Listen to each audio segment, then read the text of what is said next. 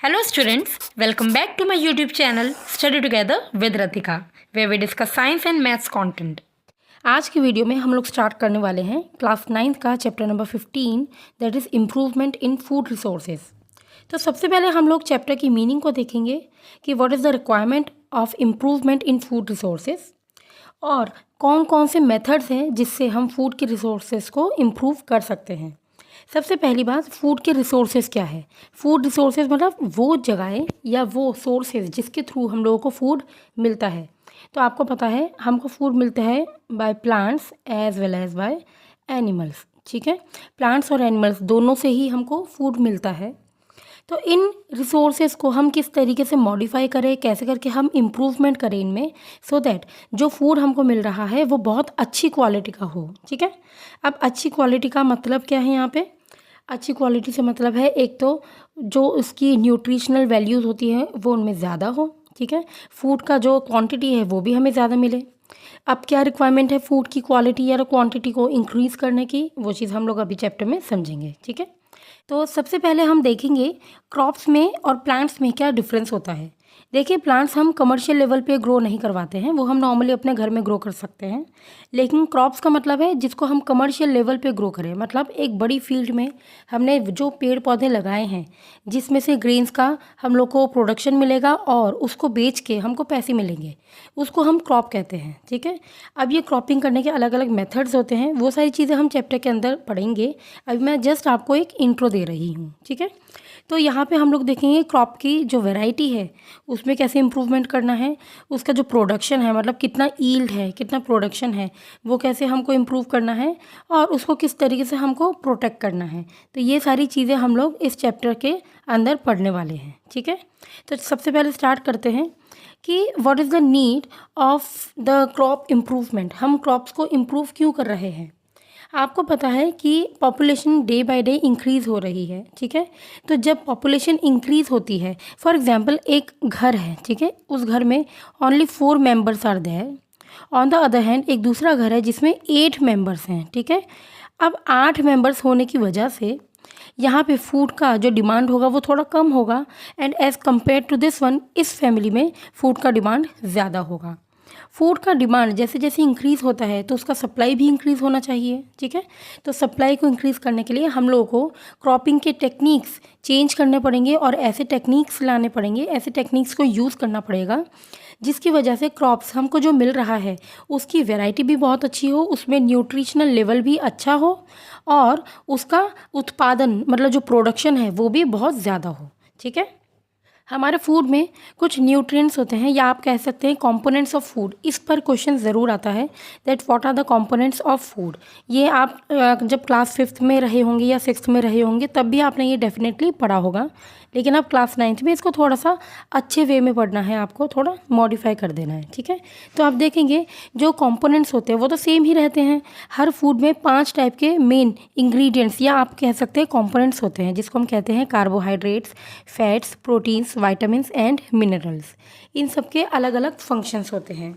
Carbohydrate हमारी body में जाके हमको एनर्जी प्रोवाइड करवाता है। ठीक है, कार्बोहाइड्रेट के अगर हम एग्जांपल्स देखें तो राइस है, ठीक है, वीट है, ओके, तो ये सारी चीज़ें, पोटैटो है, ये सारी चीज़ें हमें कार्बोहाइड्रेट देते हैं। ठीक है, अब नेक्स्ट है फैट्स। फैट्स भी हमारी बॉडी में जाके एनर्जी देता है और अगर हम देखें कौन एनर्जी ज़्यादा देता है तो फैट्स हमको ज़्यादा एनर्जी देता है एज़ कम्पेयर टू कार्बोहाइड्रेट। लेकिन बहुत बार फैट्स हमारे बॉडी में जो ब्लड वेसल्स होते हैं, ये जहाँ से ब्लड फ्लो करता है, ब्लड वेसल्स में यहाँ पे अंदर लाइनिंग में एक्यूमुलेट हो जाता है, इसलिए हम फैट्स का बहुत ज़्यादा यूज़ नहीं करते हैं। ठीक है, फैट्स में आप लिख सकते हैं इसमें वेजिटेबल ऑयल्स हो गए, ठीक है, घी, तेल, ये सारी चीज़ें, या उसके बाद नट्स हो गए, इन सब चीज़ों में फैट्स होता है। प्रोटीन में आता है हमारे प्रोटेक्टिव फूड्स जो कि हमारे बॉडी में जाके प्रोटेक्ट करते हैं हमारे सेल्स को या उनको रीजनरेट होने में, रिपेयर होने में, इन सब चीज़ों में हेल्प करते हैं। ठीक है, वाइटामिन्स एंड मिनरल्स ये दोबारा आते हैं। ये क्या करते हैं, हमारे बॉडी में जो छोटी छोटी चीज़ें होती हैं, मतलब कि जो माइक्रो न्यूट्रिएंट्स होते हैं, बॉडी में ऐसे न्यूट्रिएंट्स की रिक्वायरमेंट होती है जिनको हम कहते हैं माइक्रो न्यूट्रिएंट्स, जो कि बहुत कम अमाउंट में हमारी बॉडी को चाहिए होते हैं, वो हमको देते हैं वाइटामिन्स और मिनरल्स जो कि हमें फ्रूट से मिलते हैं। ठीक है, तो मेनली प्लांट्स और एनिमल से हम लोगों को फूड मिलता है। ठीक है। तो हम लोग इस चैप्टर में दोनों को ही पढ़ेंगे कि किस तरीके से प्लांट्स के फूड को हम इम्प्रूव कर सकते हैं और किस तरीके से एनिमल्स के फूड को भी इम्प्रूव करते हैं। ठीक है। तो सबसे पहले जो प्रोग्राम आता है वो है ग्रीन रेवोल्यूशन। ग्रीन का मतलब है पेड़ पौधे, प्लांट्स। ठीक है। तो जब हम अलग अलग मेथड से फूड का प्रोडक्शन इंक्रीज़ करते हैं, किस तरीके से, आप प्रॉपर इरिगेशन करेंगे, प्रॉपर सीड्स को यूज़ करेंगे और इस तरीके से ज़्यादा पेड़ पौधे लगाएंगे, उसी को हम कहेंगे ग्रीन रेवोल्यूशन।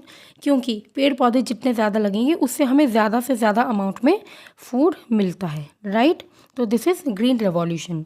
वाइट रेवोल्यूशन वो प्रोग्राम है जिससे हमको ज़्यादा क्वांटिटी में मिल्क का प्रोडक्शन होगा। ठीक है। और मिल्क किस तरीके से आता है, देखिए, आप एनिमल्स को बहुत अच्छे से फीड करवाएंगे तो क्या होगा, वो एनिमल्स जब हमको मिल्क देंगे तो उसका प्रोडक्शन ज़्यादा भी होगा और अच्छी क्वालिटी का होगा। ठीक है। अब हम देखते हैं improvement in crop yields. Yields मतलब प्रोडक्शन। क्रॉप की प्रोडक्शन को अच्छा करना, इम्प्रूव करने का क्या रीज़न है। ठीक है। और सबसे पहले देखेंगे उसमें क्या क्या टाइप के क्रॉप्स आते हैं। क्रॉप्स मैंने अभी आपको समझाया था, मतलब वो पेड़ पौधे जिसको हम कमर्शियल लेवल पे ग्रो करते हैं, ज़्यादा नंबर पे ग्रो करते हैं लार्ज एरिया में, तो दैट क्रॉप्स को सेल आउट करने से हमको पैसे मिलेंगे। तो क्रॉप्स में सबसे पहले आता है सीरियल्स। सीरियल्स वो सारे अनाज होते हैं जो कि हमको कार्बोहाइड्रेट देते हैं, जैसे कि वीट, राइस, मेज़, बार्ले, ये सारी चीज़ें। ठीक है। ये कार्बोहाइड्रेट है, मतलब ये एनर्जी गिविंग फूड है। नेक्स्ट है सीड्स। सीड्स में हमारे पास आ जाते हैं ऑयल सीड्स, नट्स, पल्सेस, ये सारी चीज़ें। ठीक है। अच्छा, ये ध्यान रखिएगा, सब सीड्स को हम नहीं खा सकते हैं, सारे के सारे सीड्स एडिबल नहीं होते हैं। लाइक फॉर एग्जांपल एप्पल के सीड्स होते हैं, क्या हम उसको खाते हैं? नो, हम उसको नहीं खाते हैं। ठीक है। तो ये सीड्स हमको देते हैं फैट्स। देन पल्सेस, जितनी भी दालें होती है, चाहे वो ग्राम है, लेंटिल है, ठीक है, जितनी भी दालें होती हैं सब होते हैं पल्सेस, और ये हमको प्रोटीन प्रोवाइड करवाते हैं। Next is vegetable, spices and fruits, ये हमको विटामिन्स एंड मिनरल्स देते हैं। चलिए अब हम देखते हैं क्रॉप सीजन। आपको पता है अलग अलग क्रॉप्स को अलग अलग टाइप की जो कंडीशंस होती है वो रिक्वायर्ड होती है। जैसे कि कभी किसी क्रॉप को ऐसा होता है कि उसको ज़्यादा पानी की रिक्वायरमेंट है, whereas some crops need less amount of water.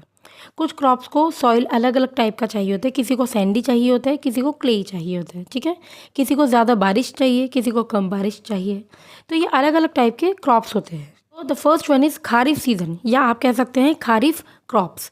ऐसे क्रॉप्स जो कि रेनी सीजन में ग्रो करते हैं, आप इसको लगाते हैं जून में और इसकी हार्वेस्टिंग करते हैं अक्टूबर के आसपास। ठीक है। ऐसे क्रॉप्स के एग्जांपल्स हैं राइस, पैडी, ठीक है, सोयाबीन, ग्राम एटसेट्रा। ठीक है। ये खारिफ सीजन के क्रॉप्स होते हैं। Next is rabi season. Rabi season वो वाले होते हैं, या राबी क्रॉप्स वो वाले होते हैं जो कि सर्दियों में लगाए जाते हैं, जिनको बहुत ज़्यादा रेन की रिक्वायरमेंट बिल्कुल नहीं होती है। ये नवंबर में लगाए जाते हैं और हार्वेस्ट करते हैं हम इसको अप्रैल में। ठीक है। अब इसमें एग्जांपल्स आते हैं वीट, ग्राम, मस्टर्ड, ये सारे। ठीक है। आपको मैं एक बात बता देती हूँ कि इन दोनों खारिफ और राबी के बीच में भी एक क्रॉप आता है जिसको हम कहते हैं जैद क्रॉप्स। ये अप्रैल और जून के बीच में जो टाइम बचा है, मतलब गर्मियों का, उसमें हम लगाते हैं Zaid crops like watermelon, cucumber, ये सारे जैद क्रॉप्स होते हैं जिसमें ज़्यादा अमाउंट ऑफ वाटर कंटेंट होता है। ठीक है। चलिए अब हम देखते हैं हमारे इस चैप्टर का मेन पार्ट, जो कि है approaches which enhance the crop yield are as follows. अब देखिए, क्रॉप यील्ड में या क्रॉप वैरायटी में कैसे इंप्रूव करना है, क्रॉप प्रोडक्शन में और क्रॉप प्रोटेक्शन में कैसे इंप्रूवमेंट करना है, ये सारी चीज़ें अब हम पढ़ने वाले हैं, जो कि इस चैप्टर का मेन पार्ट है। सबसे पहला आता है क्रॉप वैरायटी इंप्रूवमेंट, मतलब किस तरीके से क्रॉप की वैरायटी को हम सही कर सकते हैं। ठीक है। अब देखिए इसमें क्या क्या फैक्टर्स हैं। सबसे पहली बात, हम लोग अच्छे सीड्स ले, मतलब गुड एंड हेल्दी सीड्स। जो सीड्स होते हैं वही देखिए पेड़ पौधे बनाते हैं, तो जैसा हम सीड लेंगे वैसा ही हमको पौधा मिलेगा। अब ये जो सीड्स हैं, अगर ये पहले से ही डिसीज़ है, मतलब इनमें कुछ ना कुछ बीमारी है, कोई फंगस का अटैक हो रखा है, तो ऑब्वियसली इससे बनने वाले जो पेड़ पौधे होंगे वो भी ऐसे इन्फेक्शियस होंगे। ठीक है। तो इसमें एक प्रोसेस आता है हाइब्रिडाइजेशन, ये बहुत इंपॉर्टेंट टॉपिक है। किस तरीके से हमको अच्छे सीड्स मिल सकते हैं या किस तरीके से हमें गुड क्वालिटी के प्लांट्स मिल सकते हैं, ठीक है। यहाँ पे हम देखेंगे तो हाइब्रिडाइजेशन वो प्रोसेस है जिसमें क्रॉसिंग होती है between two different types of plants, मतलब स्पीशीज सेम होगी लेकिन उनमें अलग अलग कैरेक्टर्स देखे जाएंगे। फॉर एग्जांपल हम देखते हैं एक वीट का हमने यहाँ पे क्रॉप देख लिया, यहाँ पे सेकंड वाला है, ठीक है। तो W1 वीट 1, W2 वीट 2। इसमें हम क्या देखेंगे, इसमें जो वीट के ग्रेन्स निकल रहे हैं उसका साइज़ बहुत अच्छा है। आप ये चीज़ एज्यूम कीजिए, ये वाला जो क्रॉप है इसमें वीट का जो ग्रेन है इसके साइज़ बहुत अच्छे हैं, मतलब अच्छे खासे हेल्दी है। दूसरा वाला जो वीट का हम क्रॉप देख रहे हैं उसमें हम देखेंगे इसमें जो ग्रेन्स आ रहे हैं हमारे पास उसमें क्वांटिटी ज़्यादा है, ठीक है। और साथ में उसमें ये जो इसके स्टेम्स होते हैं ये बहुत ज़्यादा बुशी है, ठीक है। तो जितने ज़्यादा इसमें स्टॉक्स होंगे, नॉट स्टेम्स, एक्चुअली स्टॉक्स हैं ये, जितने ज़्यादा इसमें स्टॉक्स होंगे उसमें इसका मतलब उतने ज़्यादा वीट के ग्रेन्स होंगे। तो हम अगर इन दोनों में क्रॉसिंग करवाते हैं, ठीक है, इसी प्रोसेस को हम कहेंगे हाइब्रिडाइजेशन। तो जब इन दोनों में हम क्रॉसिंग करवाएंगे तो इससे आने वाला जो थर्ड वीट का प्लांट होगा, ठीक है, जो इनका बेबी प्लांट होगा एक्चुअली, तो उसमें स्टॉक्स भी ज़्यादा होंगे और उसके ग्रेन्स भी काफ़ी हेल्दी होंगे क्योंकि इसमें ये दोनों के ही कैरेक्टर्स आ जाएंगे, ठीक है। तो इस तरीके से हम जब क्रॉसिंग करवाते हैं between two dissimilar plants for a particular variety, किसी अच्छी प्रॉपर्टी के लिए, इसको हम प्रोसेस को कहेंगे हाइब्रिडाइजेशन, ठीक है। अब ये वो फैक्टर्स हैं जिसकी वजह से हम इम्प्रूवमेंट करते हैं क्रॉप्स की वैरायटी में। तो ये क्या फैक्टर्स होते हैं, देखिए ये क्वेश्चन ना एग्जाम में अलग अलग वे में पूछ लिया जाता है। टारगेट सबका यही है कि क्रॉप की वैरायटी को इम्प्रूव क्यों करना है या क्या रीजंस है जिसकी वजह से क्रॉप की वैरायटी में हम इम्प्रूवमेंट करवा रहे हैं। सबसे पहला है हायर ईल्ड, मतलब प्रोडक्शन ज़्यादा से ज़्यादा हो। सेकंड है इम्प्रूव्ड क्वालिटी, मतलब क्वालिटी अच्छी हो, ठीक है। बायोटिक एंड एबायोटिक रेजिस्टेंस, मतलब आपको पता है कि पेड़ पौधों में बहुत जल्दी से इंसेक्ट्स या कोई भी एबायोटिक कंडीशंस की वजह से पेड़ पौधे ख़राब हो जाते हैं। तो हमारा पेड़ पौधा या हमारे क्रॉप्स इस तरीके से बनाए जाए कि उसमें कोई भी बायोटिक, कोई भी इंसेक्ट आ रहा है तो वो कुछ नुकसान ना कर पाए। तो ये होता है बायोटिक रेजिस्टेंस। और एबायोटिक रेजिस्टेंस मतलब हमारे एटमॉस्फेयर में जो वेदर कंडीशंस हैं उसमें थोड़ा सा भी चेंज आया तो उसकी वजह से हमारे क्रॉप्स ख़राब ना हो, तो हम ऐसे करके उसमें कुछ ना कुछ मतलब मेथड्स इंट्रोड्यूस करें। वही हाइब्रिडाइजेशन का काम है यहाँ पे। तो हाइब्रिडाइजेशन के थ्रू हम उसमें ऐसे ऐसे करके रेजिस्ट करवाएं कि बायोटिक और एबायोटिक कंडीशंस की वजह से वो ख़राब ना हो।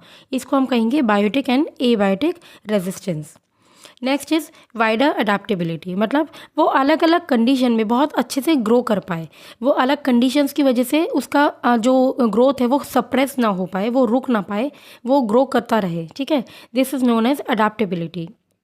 Then desired agronomic traits, agronomic मतलब उसकी जो ब्रांचेस हो, लीव्स हो, जो फ्रूट्स हो, ये बहुत अच्छे क्वालिटी के हो, बहुत अच्छे साइज़ के हो, ठीक है। और क्रॉप्स के जो अच्छे वाले कैरेक्टर्स हम लोगों को चाहिए वो क्रॉप्स में आ पाए, इसी को हम कहेंगे डिज़ायर्ड एग्रोनॉमिक ट्रेट्स। चलिए अब देखते हैं नेक्स्ट, क्रॉप प्रोडक्शन इम्प्रूवमेंट। तो मतलब क्रॉप्स जो प्रोड्यूस हो रहे हैं उसका जो क्वांटिटी है, उसका जो नंबर है वो किस तरीके से बढ़ाया जाए। तो इसमें हम मेनली 3 चीज़ें देखते हैं। न्यूट्रिएंट मैनेजमेंट, मतलब न्यूट्रिएंट्स उसमें ज़्यादा से ज़्यादा हो, इरिगेशन टेक्निक्स होगी उसमें, और क्रॉपिंग पैटर्न्स होंगे। इन तीनों चीज़ों के बेसिस पर क्रॉप का प्रोडक्शन ज़्यादा या कम हो सकता है। तो वो चीज़ें हम देखते हैं। सबसे पहले न्यूट्रिएंट मैनेजमेंट। तो देखिए हमको पता है जो हमारे पेड़ पौधे होते हैं, यहाँ पे क्रॉप्स की बात हो रही है, तो वो अपना ग्रोथ के लिए न्यूट्रिएंट्स कहाँ से लेते हैं। सबसे पहले उसको कार्बन डाइऑक्साइड चाहिए फोटोसिंथेसिस करने के लिए, जो कि उसको मिल जाएगा एयर से, ठीक है, हवा से उसको कार्बन डाइऑक्साइड मिल जाएगा। बाकी की चीज़ें उनको मिलती हैं सॉइल से, जो छोटे छोटे न्यूट्रिएंट्स होते हैं वो सब चीज़ें मिलती हैं उसको सॉइल से। अब फॉर एग्जांपल एक सॉइल है, ठीक है, सॉइल में एक क्रॉप बहुत अच्छे से ग्रो कर रहा है। एक टाइम पर आने के बाद ये सॉइल का जितना भी न्यूट्रिएंट्स होता है वो सब तो उस क्रॉप ने यूज़ कर लिया है। तो यूज़ करने के बाद अब उसको दोबारा कहीं ना कहीं से हमें न्यूट्रिएंट्स देने पड़ेंगे, सो दैट कि उसकी ग्रोथ बिल्कुल रुके ना, वो कॉन्टीन्यूसली चलती रहे। तो ऐसी सिचुएशन में हम क्या करेंगे, ये जो सॉइल है इसमें हम कुछ न्यूट्रिएंट्स ऐड करेंगे, सो दैट पानी के साथ मिक्स होके वो न्यूट्रिएंट्स प्लांट्स को मिलते रहें या क्रॉप्स को यहाँ पर मिलते रहें, ठीक है। तो ऐसे न्यूट्रिएंट्स में कुछ आते हैं मैक्रो न्यूट्रिएंट्स, जो कि किसी भी पेड़ पौधे को ज़्यादा क्वांटिटी में रिक्वायर्ड होता है, like phosphorus, potassium, calcium, magnesium, sulphur. जो माइक्रो न्यूट्रिएंट्स होते हैं ये 7 होते हैं और ये कम अमाउंट में चाहिए होते हैं किसी भी प्लांट को, ठीक है। तो माइक्रो न्यूट्रिएंट्स कौन कौन से होते हैं ये देख लीजिए। Boron, zinc, copper, molybdenum, chlorine, iron and manganese. अब हम देखते हैं कि मैन्योर क्या होते हैं, फर्टिलाइज़र्स क्या होते हैं। मैंने अभी आपको बोला कि सॉइल में हम कुछ न्यूट्रिएंट्स ऐड करवाते हैं, ठीक है। तो वो एक्चुअली क्या होते हैं, वो मैन्योर और फर्टिलाइज़र्स ही होते हैं, लेकिन इनको बनाने की टेक्निक्स अलग अलग होती हैं, इसलिए इनके नाम भी अलग अलग हो जाते हैं। तो सबसे पहले इसमें आता है मैन्योर। मैन्योर क्या होता है, देखिए ये एक ऑर्गेनिक मैटर का सोर्स है। अब ये ऑर्गेनिक मैटर क्या होता है, जिन चीज़ों में हम कोई भी केमिकल का यूज़ नहीं करते हैं, ठीक है। प्लांट्स और एनिमल्स में नेचुरली जो भी इंग्रेडिएंट्स पाए जाते हैं, जो भी आप बोल सकते हैं जो एलिमेंट्स पाए जाते हैं, उसको हम नेचुरल वे में यूज़ करते हैं। जैसे कि आपको पता है मैन्योर बनाने के टाइम पे जो एनिमल का एक्सक्रीटा होता है या जो प्लांट का वेस्ट है, जो हमारे घरों में फ्रूट्स हैं, वेजिटेबल्स हैं, इन सब के पील्स होते हैं, ठीक है, या वो लीव्स जो बिल्कुल ड्राई हो चुके हैं, इन सब चीज़ों को यूज़ करके हम मैन्योर बनाते हैं। जब हम इन सब चीज़ों को डिकम्पोज सड़ने के लिए छोड़ देते हैं और उसके बाद मिट्टी में ये मिक्स होने के बाद ये बहुत अच्छा मैन्योर का काम करता है, ठीक है। तो इसको हम यूज़ करते हैं हमारे प्लांट्स को या हमारे क्रॉप्स को बहुत अच्छा अमाउंट ऑफ न्यूट्रिएंट्स दिलवाने के लिए। लेकिन ये बात सही है कि मैन्योर में क्योंकि हम कोई केमिकल का यूज़ नहीं कर रहे हैं, दैट इज़ वाई मैन्योर के जो न्यूट्रिएंट्स होते हैं वो फर्टिलाइज़र्स के न्यूट्रिएंट्स के अमाउंट के बहुत कम होते हैं, ठीक है। अब मैन्योर के अलग अलग टाइप्स होते हैं। इसमें फर्स्ट आ जाता है हमारा कंपोस्ट। ये आता है किचन वेस्ट से, ठीक है। किचन वेस्ट मतलब जो भी हम फल खा रहे हैं, जो भी फ्रूट्स खा रहे हैं, जो वेजिटेबल्स हम लेते हैं, उनके हम पील्स निकालते हैं। तो इनके पील्स को हम ना फेंके, इसको हम यूज़ कर ले फॉर डिकम्पोजिशन, और डिकम्पोज होने के बाद हम इसका बना लेंगे मैन्योर, ठीक है। तो यहाँ पे है इसमें कंपोस्ट। प्लांट के जो बचे हुए पार्ट्स हैं, फॉर एग्जांपल कोई भी पेड़ पौधे में से हम देखते हैं कि लीव्स सूख के गिर जाती हैं, तो उसको हम यूज़ कर लेंगे, ठीक है। वेस्ट फूड हो गया, कुछ भी पहले का बचा हुआ है जो कि हम फेंक देंगे, हम उसको ना फेंके, हम उसको डिकम्पोज होने के लिए छोड़ दें। तो ये सारी चीज़ें हम जब एक जगह पर इकट्ठा कर लेते हैं, ठीक है। फॉर एग्जांपल चाहे आप एक अपने घर में पॉट ले लीजिए, उसमें थोड़ा सा अमाउंट ऑफ मिट्टी आप ऐड कर दीजिए, सॉइल ऐड कीजिए, उसमें ये सारी चीज़ें जितना भी वेस्ट है इन सबको ऐड करके इसके ऊपर एक पतली सी लेयर चढ़ा दीजिए सॉइल की। थोड़ा सा इसमें आप वाटर कर दीजिए and then just cover it for 20 to 25 days. थोड़ा सा ज़्यादा दिन देंगे तो और अच्छे से डिकम्पोज होगा। उसके बाद हमारे पास ये जो मिक्सचर आया है, this is known as compost. Compost कैसे बनाते हैं उसकी वीडियो मैंने अपलोड की हुई है, यहाँ पर आई बटन में आपको उसका लिंक भी मिल जाएगा, ठीक है। तो इस तरीके से जब नेचुरली हम ये कंपोस्ट बनाते हैं, ये हमारे प्लांट्स के लिए बहुत अच्छा होता है, ठीक है। नेक्स्ट आता है वर्मी कंपोस्ट। वर्मी मतलब ये वर्ड देखिए, वर्म, तो जहाँ पे छोटे छोटे वर्म्स यूज़ करते हैं, लाइक अर्थ वर्म। हमने कंपोस्ट बनाया और उसी में हमने कुछ अर्थ वर्म्स ऐड कर दिए, जो कि बहुत अच्छे से एयर का सर्कुलेशन कर पाएगा सॉइल में, और इस सर्कुलेशन की वजह से जो कंपोस्ट बनेगा उसमें बहुत अच्छे से न्यूट्रिएंट्स भर पाएंगे, ठीक है। Then last is green manure. अब देखिए कुछ प्लांट्स ऐसे होते हैं लाइक सन हेम्प या गुआर, इनको हम सबसे पहले क्या करते हैं, प्लोइंग के बाद इसको ग्रो करवाते हैं। थोड़ा सा ग्रो करवाने के बाद क्या होता है, ये बहुत ज़्यादा नाइट्रोजन कंटेनिंग प्लांट्स होते हैं, ठीक है। नाइट्रोजन से हमें मिलता है प्रोटीन। तो जब सॉइल में प्रोटीन की कमी हो या नाइट्रोजन की कमी हो, तो ऐसे प्लांट्स हमारे सॉइल में बहुत अच्छे से नाइट्रोजन, फॉस्फोरस, इन सब चीज़ों को भर देते हैं। इसके बाद हम जो भी मेन हमारा टारगेट क्रॉप को लगाएंगे, तो उस क्रॉप को बहुत अच्छे से नाइट्रोजन मिल पाएगा उस सॉइल से, ठीक है। तो हम लोगों ने ये देखा किस तरीके से हम लोग मैन्योर बना रहे हैं नेचुरल वे में, विदाउट यूजिंग एनी केमिकल। अब क्योंकि केमिकल नहीं यूज़ होता है, इसलिए उसमें जो न्यूट्रिएंट्स होंगे उसकी मात्रा भी थोड़ी सी कम होगी। अब हम देखेंगे फर्टिलाइज़र्स क्या होते हैं। तो फर्टिलाइज़र्स प्रिपेयर होते हैं फैक्ट्रीज़ में, जो कि केमिकल सब्सटेंसेस का यूज़ करते हैं। इसमें बहुत ही अच्छे अमाउंट में न्यूट्रिएंट्स होते हैं, like nitrogen, phosphorus and potassium. हम NPK नाम सुनते हैं, NPK, ठीक है, नाइट्रोजन, फॉस्फोरस एंड पोटेशियम। ये बहुत अच्छे एग्जाम्पल है फर्टिलाइज़र का। ये बहुत ईजीली प्लांट्स एब्जॉर्ब कर सकते हैं। लेकिन सिर्फ एक बात होती है कि फर्टिलाइज़र हम बहुत ज़्यादा नहीं दे सकते हैं, क्योंकि हमारे प्लांट्स को अगर बहुत ज़्यादा फर्टिलाइज़र मिलेगा तो वो बहुत ज़्यादा न्यूट्रिएंट्स मिल रहा है और बहुत ज़्यादा न्यूट्रिएंट्स वो एब्जॉर्ब नहीं कर पाएंगे, तो इससे हमारा प्लांट भी ख़राब हो सकता है, वो मर सकता है। ठीक है, तो अब हम देखते हैं differences between manure and fertiliser. ये बहुत इंपॉर्टेंट टॉपिक है, ये डिफरेंसेस एग्जाम में आते हैं। तो देखिए, मैन्योर होता है ऑर्गेनिक सब्सटेंस जो कि नेचुरल है, और फर्टिलाइज़र होता है इनऑर्गेनिक सब्सटेंस जो कि केमिकल सब्सटेंसेस से बना हुआ है। मैन्योर हम बनाते हैं by decomposition of plant and animal waste, whereas fertiliser हम बनाते हैं केमिकल सब्सटेंसेस से।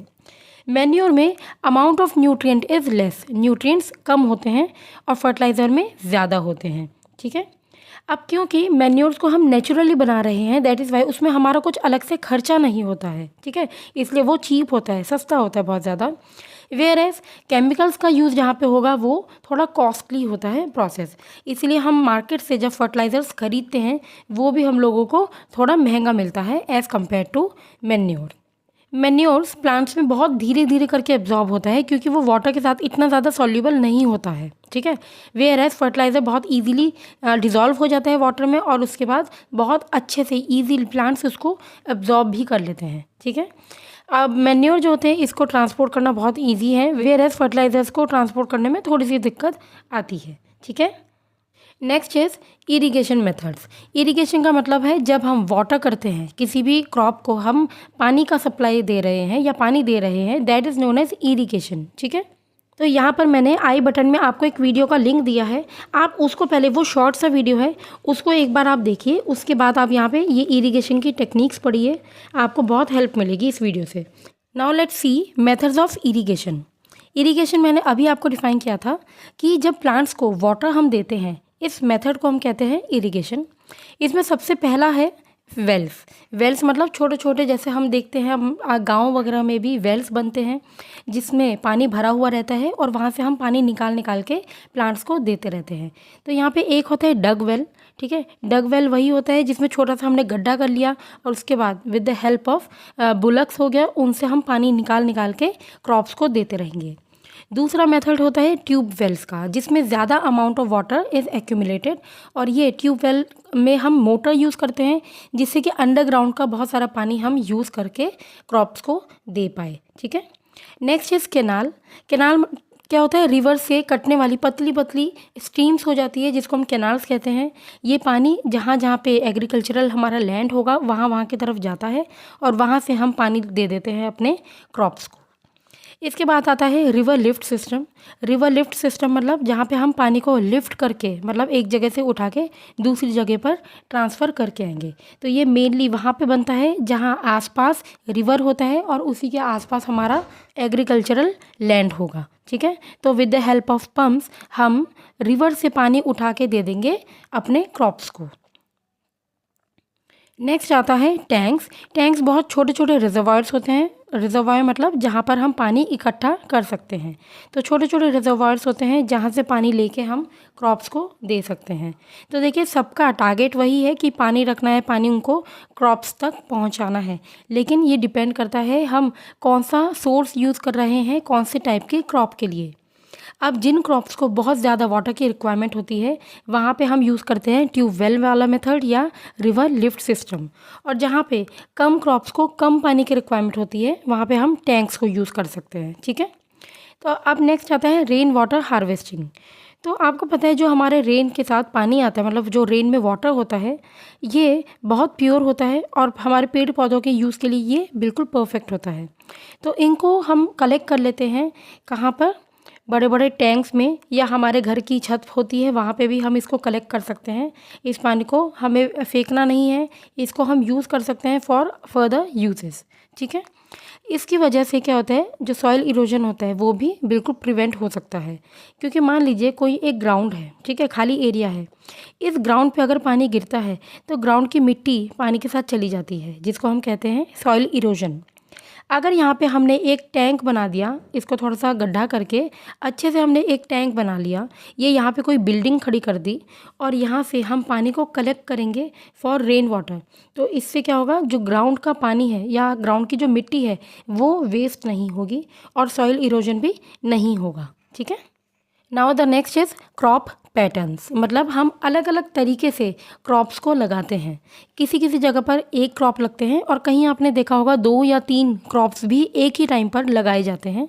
तो ये अलग अलग टाइप के पैटर्न्स को हम फॉलो करते हैं। तो इसमें सबसे पहला आता है मिक्स्ड क्रॉपिंग।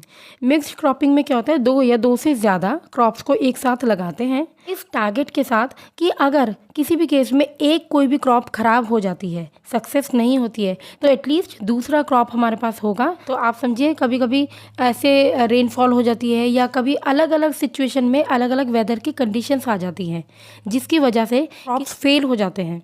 तो ऐसे सिचुएशन में अगर एक ही पूरे एरिया में 2 या 2 से ज़्यादा टाइप के क्रॉप्स होंगे तो एक ख़राब हो जाएगा लेकिन दूसरे वाले सही चल जाएंगे, तो इससे फार्मर्स को लॉस नहीं होगा। ठीक है, नेक्स्ट इज़ इंटरक्रॉपिंग। इंटरक्रॉपिंग में क्या होता है, एक ही टाइम पर 2 अलग अलग टाइप के क्रॉप्स लगाए जाते हैं अलग पैटर्न में, लेकिन ये चीज़ सोचते हुए कि दोनों जो क्रॉप्स होंगे उनकी जो न्यूट्रिशनल रिक्वायरमेंट है फ्रॉम द सॉइल वो डिफरेंट होगी। किसी क्रॉप को अगर ज़्यादा न्यूट्रिएंट्स में ज़्यादा नाइट्रोजन की रिक्वायरमेंट है तो दूसरे वाला जो क्रॉप होगा उसको नाइट्रोजन की रिक्वायरमेंट नहीं होगी, उसको किसी दूसरे न्यूट्रिएंट्स की रिक्वायरमेंट होगी। इससे फ़ायदा ये होता है कि सॉइल में हर तरीके का न्यूट्रिएंट क्रॉप्स यूज़ कर पाते हैं। ठीक है, और सॉइल का कोई भी न्यूट्रिएंट वेस्ट नहीं होता है। Now the third one is crop rotation.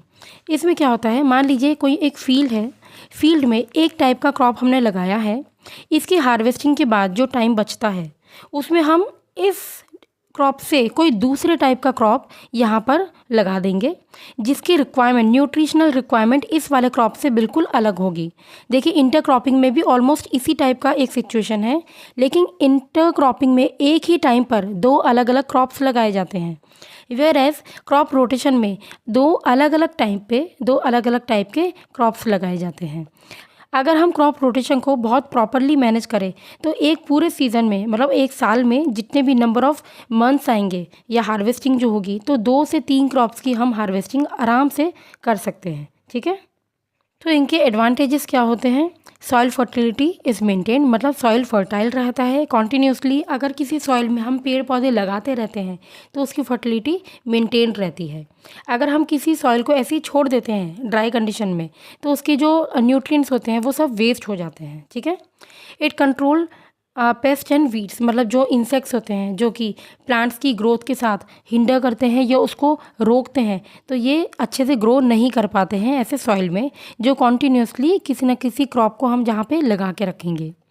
Next is several crops can be grown in succession with only one soil preparation, मतलब एक टाइप के सॉइल से हम बहुत अलग अलग तरीके के सॉइल्स भी यूज़ कर सकते हैं या लगा सकते हैं जिससे कि सॉइल का जो न्यूट्रिएंट्स हैं वो वेस्ट नहीं जाएगा। ठीक है, so now let's start crop protection improvement. सबसे पहले क्रॉप्स को प्रोटेक्शन की क्या रिक्वायरमेंट है। देखिए जब क्रॉप्स ग्रोइंग स्टेज में होता है उस टाइम पे कुछ कुछ ऑर्गेनिजम्स लाइक माइक्रो ऑर्गेनिजम्स या इंसेक्ट्स होते हैं जो कि क्रॉप्स को हार्म करते हैं, तो उनसे प्रोटेक्ट करना क्रॉप्स के लिए बहुत ज़्यादा इंपॉर्टेंट है। अगर ये इंसेक्ट्स आके रूट्स को डिके करना स्टार्ट कर देते हैं, उनको रॉट कर देते हैं या बाकी के पार्ट्स भी धीरे धीरे करके खा के वेस्ट कर देते हैं, तो वो क्रॉप्स अच्छे से ग्रो नहीं कर पाएगा और अगर ग्रो करेगा तो उसमें डिसीजेस होंगी। ठीक है, पहली चीज़ तो ये हो गई। सेकंड थिंग ये होती है कि अगर हमें क्रॉप्स को बचाना है ड्यूरिंग ग्रोथ तो ठीक है, ये हो गया बच गया, लेकिन जब ग्रोथ हो जाती है उसके बाद हार्वेस्टिंग हो जाती है, तो हार्वेस्टिंग के बाद भी हम लोगों को ये ध्यान में रखना होता है कि crops because of excess of moisture उसमें माइक्रो ऑर्गेनिजम्स का दैट इज़ फंगस का अटैक ना हो पाए, क्योंकि फंगस अगर अटैक कर देगा तो उसमें डिसीज़ हो जाएगी, वो बिल्कुल एक तरीके से वेस्ट प्रोडक्ट हो जाएगा। तो इतने टाइम की जो मेहनत है फार्मर्स की वो एकदम वेस्ट हो जाएगी। तो it is very much important कि हम पेस्ट का during growth also and after the growth also ध्यान रखें। अगर हम पेस्ट कंट्रोल की बात करते हैं ड्यूरिंग ग्रोथ, इसमें सबसे पहली बात होती है पेस्ट की, कि पेस्ट एक ऐसा ऑर्गेनिज्म होता है जो कि हमारे क्रॉप्स को या हमारे जो प्रोडक्ट्स आ रहे हैं उनको बुरी तरीके से डिस्ट्रॉय करते हैं। ठीक है, अब पेस्ट अलग अलग टाइप के होते हैं। कुछ होते हैं वीड्स मतलब जो अनवांटेड प्लांट्स होते हैं। कभी आपने देखा होगा कि जो हमारा मेन प्लांट है उसके साथ छोटे छोटे ग्रास टाइप के कुछ कुछ प्लांट्स ग्रो कर रहे हैं, उसी को हम कहते हैं वीड्स।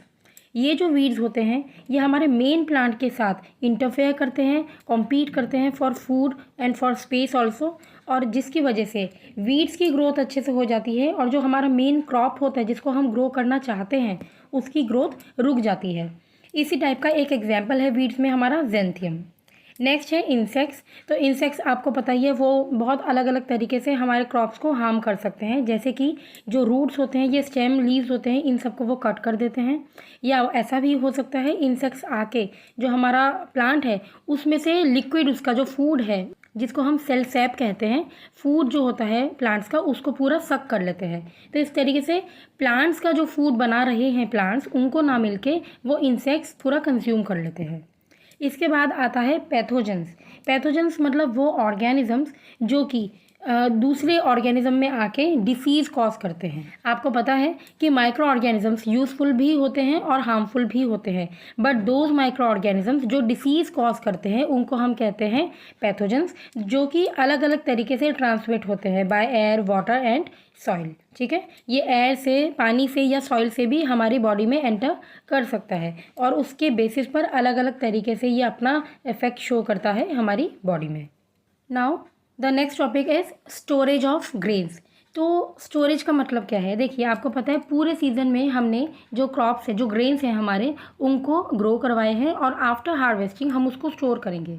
स्टोर करना इसलिए इम्पॉर्टेंट है क्योंकि हम रोज़ रोज़ तो क्रॉप्स नहीं बनाते हैं ना, उसको ग्रो नहीं करवाते हैं। हम पूरे सीज़न का, पूरे साल का एक ही सीज़न में ग्रो करवा के रख देते हैं, सो दैट थोड़ा थोड़ा स्टोर करके थोड़ा थोड़ा जब भी उसको सेल आउट करना है वो सेल आउट करेंगे और उससे हमें पैसे मिलेंगे, राइट। तो इसीलिए एक साथ ग्रो करवा के ग्रेन्स को स्टोर कर लिया जाता है पूरे साल के लिए। लेकिन स्टोर करने में भी कुछ प्रॉब्लम्स आती है और प्रॉब्लम्स ये हो सकती हैं कि they get affected by the attack of micro organisms. Because जो हमारे ग्रेन्स होते हैं उसमें जब वो फ्रेश होते हैं तो उसमें बहुत ज़्यादा मॉइस्चर होता है।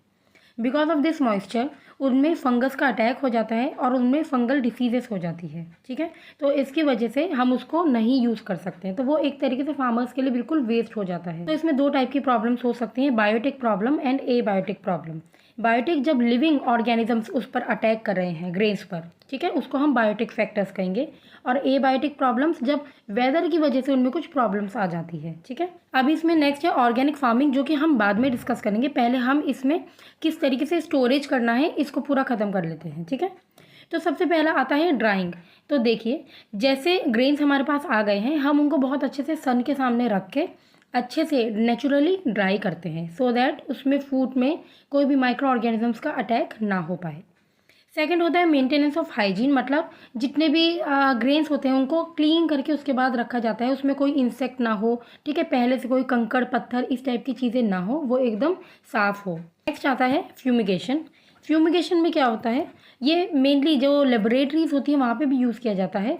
एक केमिकल ले लिया जाता है और उसको हम पूरे रूम के अंदर छोड़ देते हैं, सो दैट वो पूरे रूम को फ्यूमिगेट कर देगा।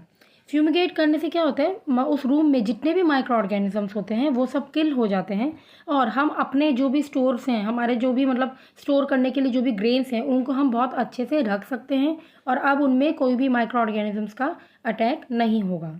फ्यूमिगेट करने के बाद भी हमको जो ग्रेन्स होते हैं इनको बहुत अच्छे से इंसेक्टिसाइड्स और फंजीसाइड्स की हेल्प से क्लीन कर लेना चाहिए, सो दैट ये फर्दर बहुत ज़्यादा लंबे टाइम के लिए बिल्कुल प्रोटेक्टेड रहे और माइक्रो ऑर्गेनिजम्स का दोबारा उसमें कोई अटैक ना हो।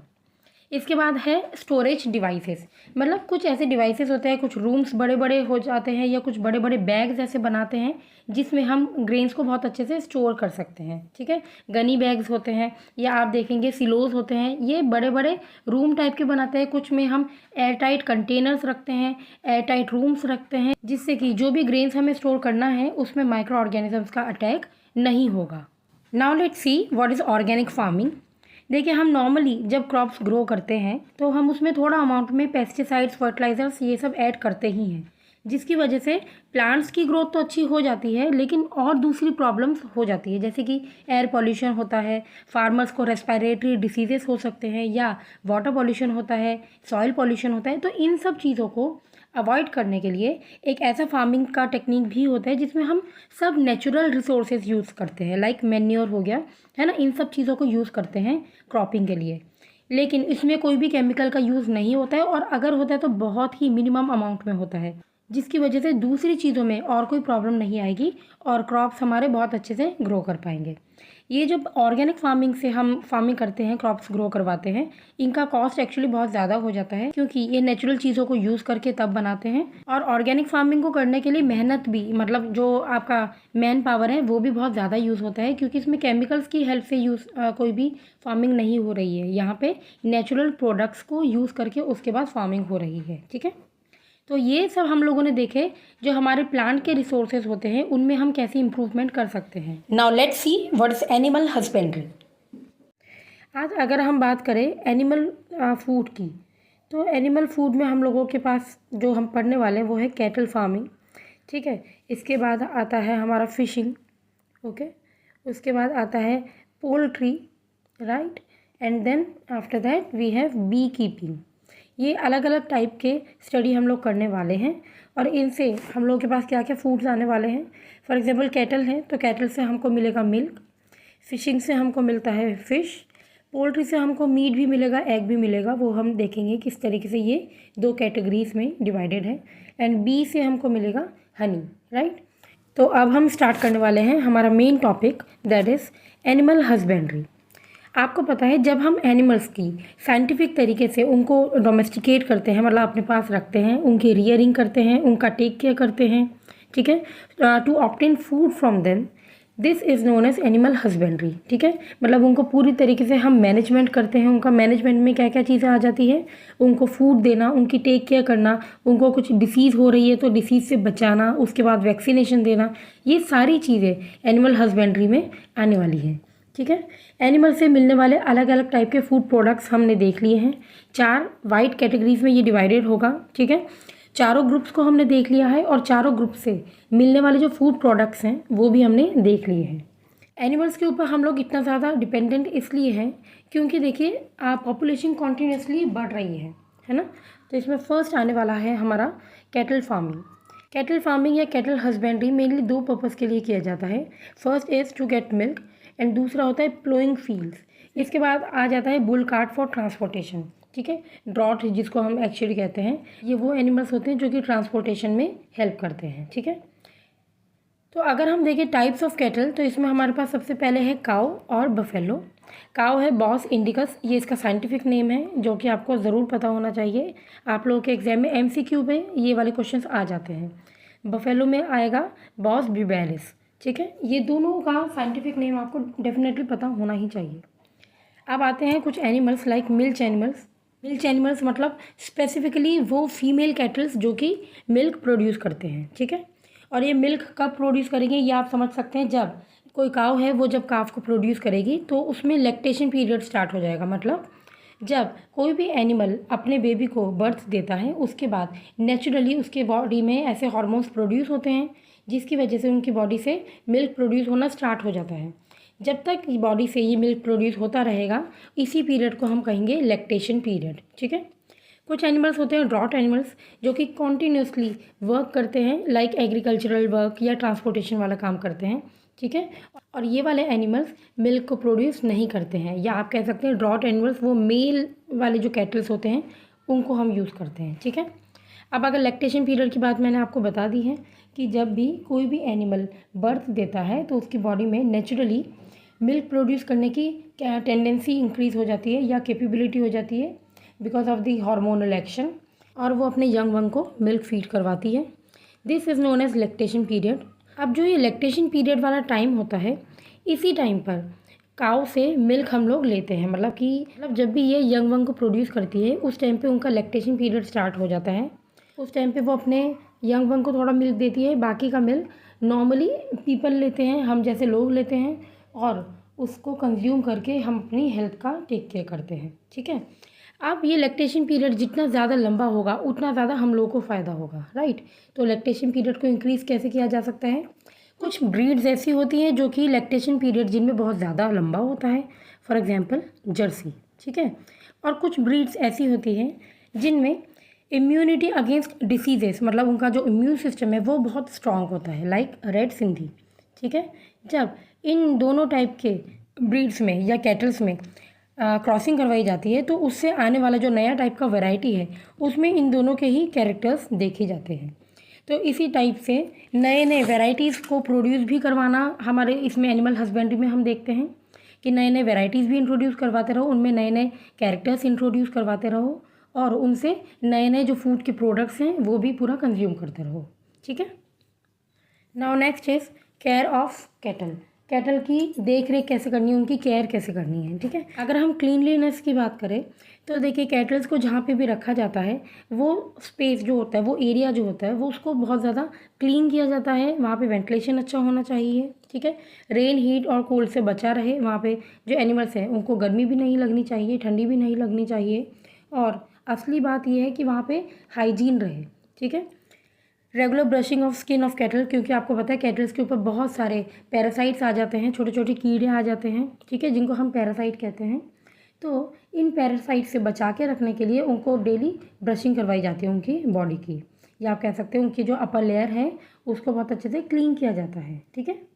Sloping floor for shelter for avoiding water logging.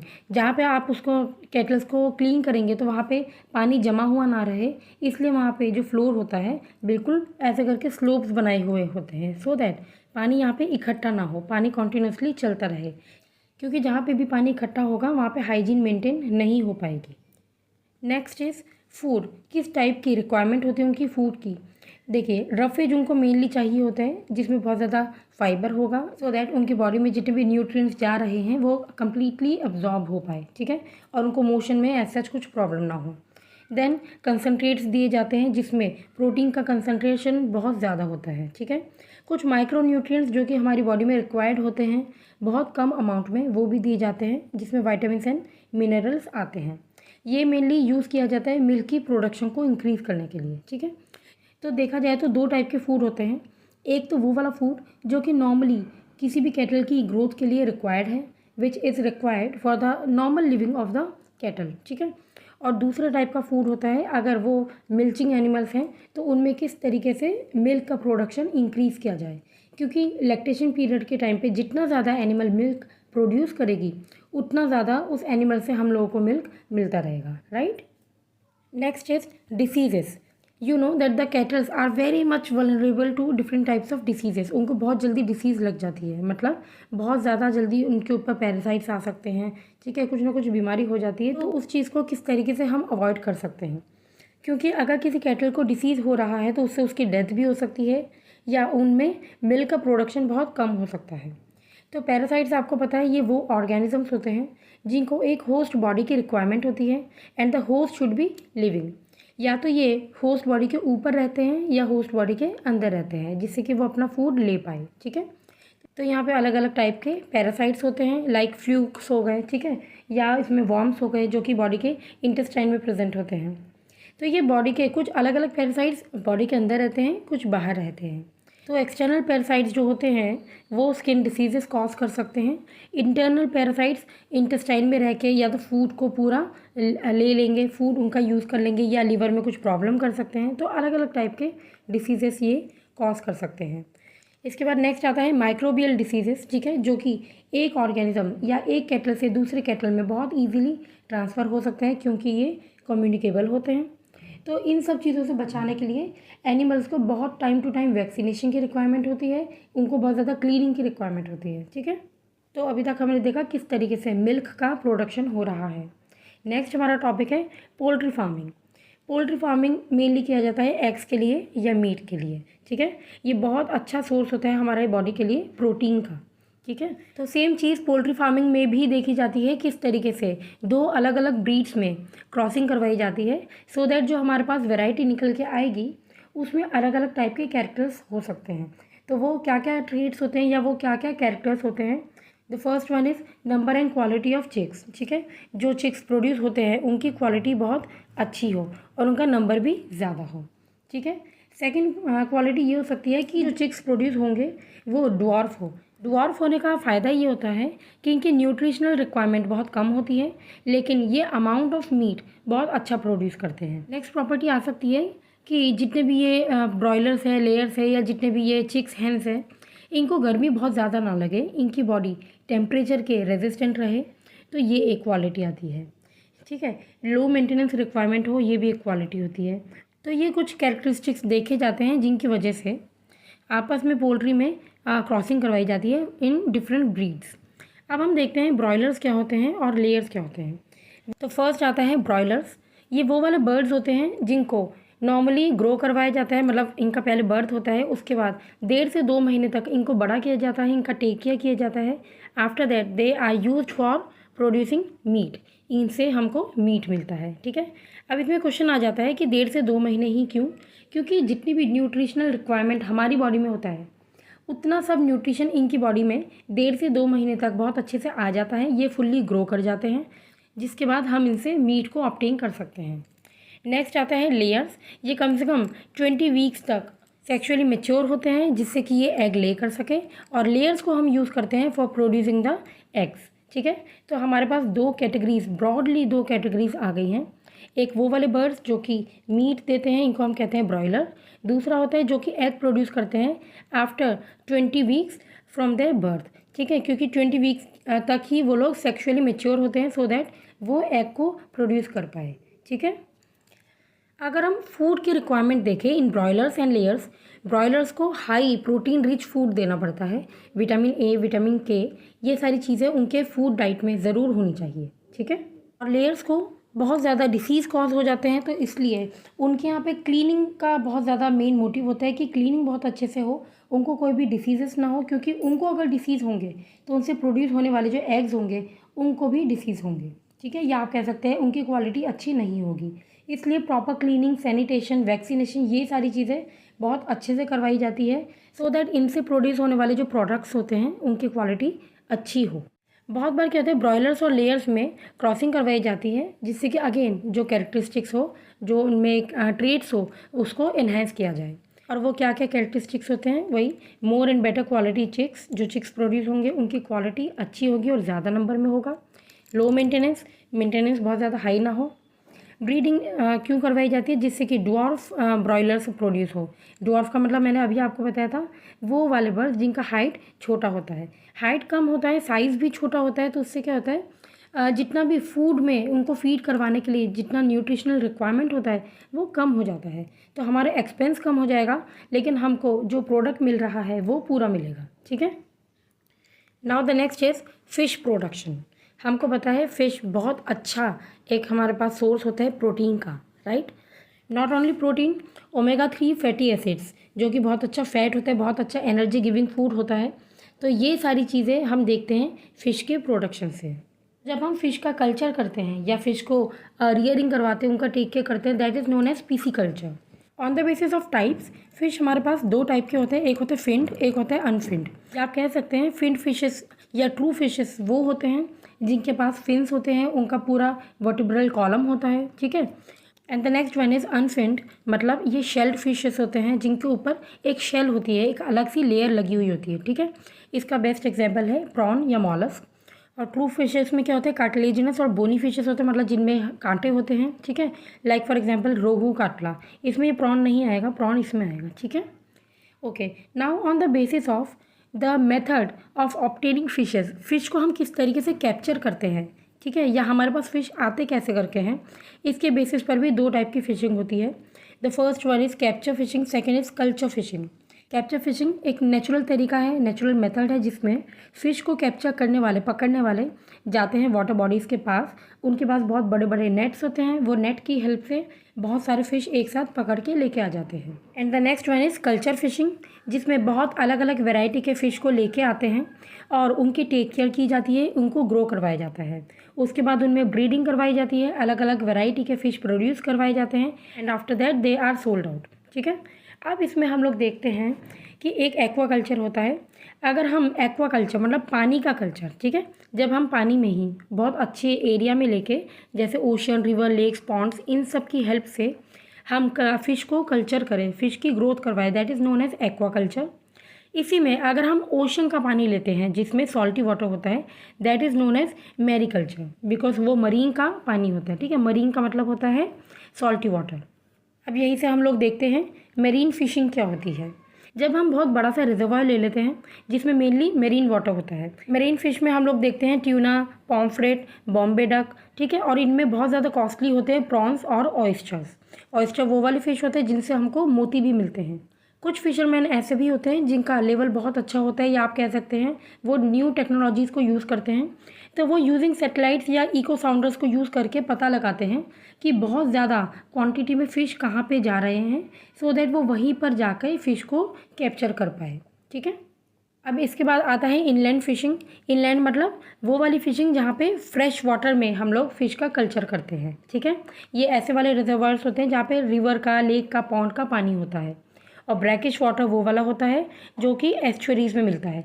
एस्चुरीज़ मतलब जैसे कि फ्रेश वाटर है और ये मेरीन वाटर है, जहाँ पे ये मिल रहा है, this is known as estuary. ठीक है, यहाँ पे खारा पानी होता है, ब्रैकिश वाटर होता है, राइट। इसके बाद एक बहुत इंपॉर्टेंट टर्म है कंपोजिट फिश कल्चर, जो कि बहुत ज़्यादा इंपॉर्टेंट है। इसमें 2 नंबर में क्वेश्चन आता है शॉर्ट में। तो कंपोजिट फिश कल्चर एक ऐसे मेथड होता है जिसमें 5 से 6 अलग अलग फ़िश की वैरायटीज़ को एक साथ एक ही पॉन्ड में ग्रो करवाया जाता है, उनकी कल्चर की जाती है। इससे फ़ायदा ये होता है कि एक ही टाइम पे अलग अलग वैरायटीज़ के फ़िश ग्रो कर जाते हैं। ठीक है, अब ये 5-6 वैरायटीज़ चूज़ इस तरीके से की जाती है कि उनमें आपस में फूड के लिए कोई कॉम्पिटिशन ना हो। तो इस टाइप की सिचुएशन कैसे बनती है, जैसे कि for example this is the pond system. ठीक है, यहाँ पे वाटर की लेयर्स हैं, अलग अलग लेवल्स हैं। काटला फिश जो कि सबसे ऊपर वाली लेयर में हमेशा स्विम करते हैं और इनको फूड यहीं पे देना होता है। मतलब ऊपर से जब फूड को दिया जाएगा तो यहाँ पे जो सबसे ऊपर वाले काटला है वो अपना फूड का रिक्वायरमेंट पूरा कर लेंगे। अब जितना भी ये फूड प्रोडक्ट नीचे जाता रहेगा, तो कुछ ऐसे फ़िश होते हैं लाइक रोहू जो कि मिडल पार्ट में अच्छे से ग्रो करते हैं, वहीं पे वो स्विम करते हैं। तो अब ये फूड ले लेंगे मिडल पार्ट वाले। जितना फूड और ज़्यादा नीचे जाएगा तो कुछ ऐसे भी फ़िश होंगे लाइक मृगाल्स या कॉमन कार्प्स, जिनको फूड चाहिए होता है सबसे नीचे वाली लेयर में, या दे फीड एट बॉटम। ये ग्रो भी यहीं पे करते हैं, ये स्विम भी यहीं पे कर रहे होते हैं। तो इस तरीके से अलग अलग फ़िश को चूज़ करने का रीज़न ही ये है, सो दैट इन सब के बीच में कोई भी फ़िश को लेके फूड को लेके कोई भी कॉम्पिटिशन ना हो। और ये वाटर वो वाला होता है मेनली जहाँ पे पैडी का आप देखते हैं क्रॉपिंग की जाती है, क्योंकि पैडी को बहुत ज़्यादा वाटर चाहिए होता है। तो उस वाटर में पैडी के रूट्स पूरी तरीके से सबमर्ज्ड रहते हैं, तो ऊपर वाली जो लेयर्स होती हैं वो बिल्कुल फ्री है। वहाँ पे कुछ फिशेस को छोड़ दिया जाता है, वो बहुत अच्छे से वहाँ पे ग्रो करते हैं और उनका कल्चर वहाँ पे ही किया जा सकता है। तो यहाँ पे फ़ायदा ये होता है, इनका एडवांटेज होता है कि मोर ईल्ड, मतलब एक ही टाइम पे बहुत सारा फ़िश का प्रोडक्शन हो रहा है। तो एक प्रॉब्लम ये आती है कि मोस्ट ऑफ द फ़िश का ब्रीडिंग सीज़न होता है मानसून। तो ऐसी सिचुएशन में जब यहाँ पे अलग अलग वैरायटीज़ होंगी तो उनमें मानसून सीज़न में जब ब्रीडिंग होगी तो एक साथ बहुत ज़्यादा ईल्ड हो जाएगी। ठीक है, बहुत ज़्यादा ईल्ड हो जाने की वजह से क्या होगा, फ़िश को स्पेस कम मिलेगा, और अगर किसी एक फ़िश को थोड़ा सा भी डिसीज़ होता है तो वो डिसीज़ बाकी सब में भी फैल जाएगा। इसलिए यहाँ पे आता है हार्मोन्स का काम, जो आर्टिफिशियल हार्मोनल स्टिमुलेशन होता है। मतलब आर्टिफिशियली फ़िश में हार्मोन्स स्टिमुलेट किया जाता है, हार्मोन्स इंड्यूस किया जाता है, सो दैट उनका जो ब्रीडिंग का टाइम होता है वो थोड़ा सा चेंज हो पाए। तो इससे ऐसा किया जाता है कि जिस टाइम पे मानसून के टाइम पे किसी एक फ़िश का ब्रीडिंग हो गया तो उसके थोड़े टाइम बाद किसी दूसरे फ़िश की ब्रीडिंग हो जाएगी। इससे फ़ायदा ये होगा कि जिस टाइम पे कोई दूसरा ब्रीडिंग नहीं हो रही है, किसी दूसरे फ़िश में रिप्रोडक्शन नहीं हो रहा है, तो हम अपने टारगेट वाली फ़िश को उस टाइम पे रिप्रोड्यूस करवा सकते हैं, right. Now the next is bee keeping. This one is the last हम लोग पढ़ने वाले हैं इस चैप्टर में। बी कीपिंग में क्या होता है, this is the practice of keeping and caring या doing management of the bees. जो हनी बीज होते हैं उनकी टेक केयर की जाती है for producing honey and wax. Okay, ये जो बी कीपिंग होती है ये एक तरीके से इससे जो इनकम होता है वो बहुत कम होता है, इसलिए एडिशनल एक सोर्स हो जाता है इनकम का। ठीक है, एपियरीज होते हैं। एपियरीज मतलब एक बड़े बड़े एरिया ले लिए जाते हैं, टारगेट एरिया, जहाँ पर बी हाइव को सेट कर दिया जाता है। उसका सेटअप इस तरीके से किया जाता है कि हनी बीज नेक्टर और पॉलन होते हैं वहीं पे कलेक्ट करते हैं। ठीक है, इसी को हम कहते हैं एपीकल्चर। ठीक है, कुछ जो हमारे कॉमन इंडियन वेराइटीज़ होते हैं उसमें होता है एपिस कैराना इंडिका, ठीक है, डॉर्सटा, इसको रॉक बी कहते हैं, या फ्लोरल लिटिल बी कहते हैं। ठीक है, फ्लोरल मतलब जो नॉर्मली फ्लावर्स के ऊपर मंडराती रहती है। ठीक है, एक दूसरी वैरायटी होती है that is mellifera, Apis mellifera actually. ठीक है, जो कि बहुत अच्छे अच्छे कैरेक्टर्स शो करती है, लाइक इनमें हनी का जो कलेक्शन होता है, कैपेसिटी होती है वो बहुत ज़्यादा होती है, वो रिप्रोड्यूस बहुत जल्दी करते हैं, दे स्टिंग लेस, जितना कम स्टिंग करेंगे उतना ज़्यादा उनकी लाइफ बढ़ती है, right, and they stay in bee hive for long, जितना ज़्यादा वो बी हाइव में रहेंगे उतना ज़्यादा वो नेक्टर और हनी को कलेक्ट कर पाएंगे। राइट। अब हनी होता क्या है, ये एक डेंस स्वीट लिक्विड होता है जिसकी बहुत सारी मेडिसिनल वैल्यूज़ होती है। ये एक बहुत हाई सोर्स होता है शुगर का, ठीक है, बहुत ज़्यादा एनर्जी प्रोवाइड करता है। Then next is pasteurage. Pasteurage मतलब किस टाइप का फ्लावर्स हम हनी बीज़ को दे रहे हैं फॉर पॉलन कलेक्शन, उसी को हम पास्चरेज कहेंगे। जिस टाइप का हम उसको फ्लोरा देंगे, ठीक है, पेड़ पौधे देंगे, कैसा उसको क्रॉप दे रहे हैं, उसी के बेसिस पर टाइप ऑफ हनी भी वो प्रोड्यूस करेंगे।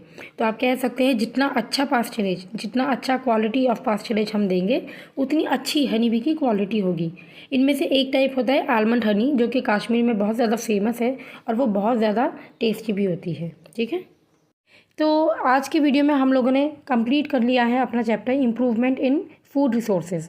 इस पूरे चैप्टर में हम लोगों ने देखा है किस तरीके से प्लांट से और एनिमल से मिलने वाले फूड को हम इम्प्रूव करते हैं।